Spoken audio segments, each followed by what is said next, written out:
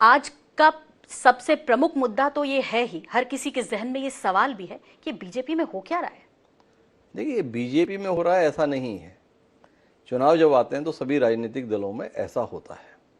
Bharatiya Janata party के संदर्भ में ये बात इसलिए महसूस हो रही है क्योंकि भारतीय जनता पार्टी के अंतर्गत एक तो 39 सीटों पर प्रत्याशी घोषित हो चुके, तो उस घोषणा के साथ में कई संभावनाशील नेताओं को ये दिख गया है कि अब अपने लिए भाजपा में उम्मीदवार बनने की संभावना नहीं है, इसलिए वह विकल्प देख रहे हैं। दूसरी महत्वपूर्ण वजह यह है कि भारतीय जनता पार्टी में लंबे अरसे से दूसरे दल से लोग आ रहे थे। अब उनके कारण से जो जगह भर गई है तो कुछ लोग उस खाली जगह को भरने के लिए कांग्रेस की ओर रुख कर रहे हैं। पर महत्वपूर्ण बात क्या है? महत्वपूर्ण बात यह है कि इस दल परिवर्तन के पूरे घटनाक्रम में बात तो जनता की कही जाती है, पर दिखती स्वयं के हितों की ही है। जितने भी नेताओं के नाम आप लगातार देखेंगे भारतीय जनता पार्टी के संदर्भ में, तो आपको समझ में आएगा कि वो तमाम नेता बात तो कर रहे हैं कि हम जनता के लिए जा रहे हैं, हम जनता की कोशिशों के तहत कर रहे हैं।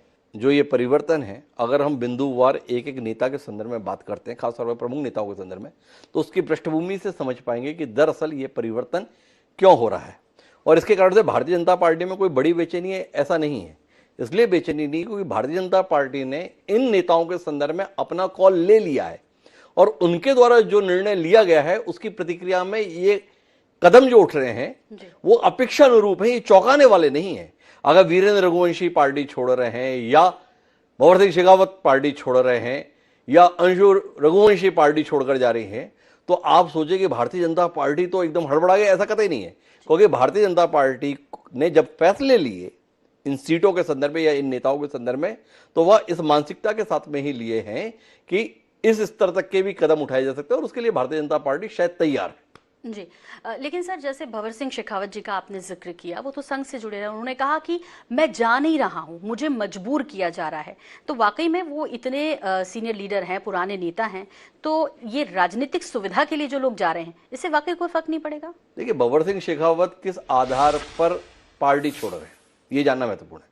भंवर सिंह शेखावत पार्टी के पुराने नेता रहे, इसमें कोई संदेह की बात नहीं, पर उनका अतीत इतना उजला भी नहीं है। वह पार्टी के खिलाफ बगावत करके पहले भी निर्दलीय तौर पर चुनाव लड़ चुके हैं इंदौर में।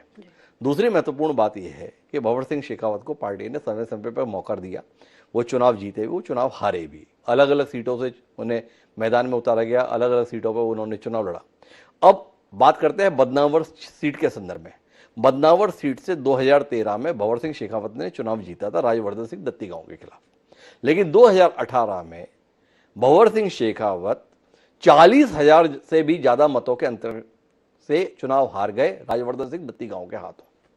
और राजवर्धन सिंह दत्ती गांव एक महत्वपूर्ण कारण रहे भारतीय जनता पार्टी की 2020 में सरकार बनवाने के संदर्भ में।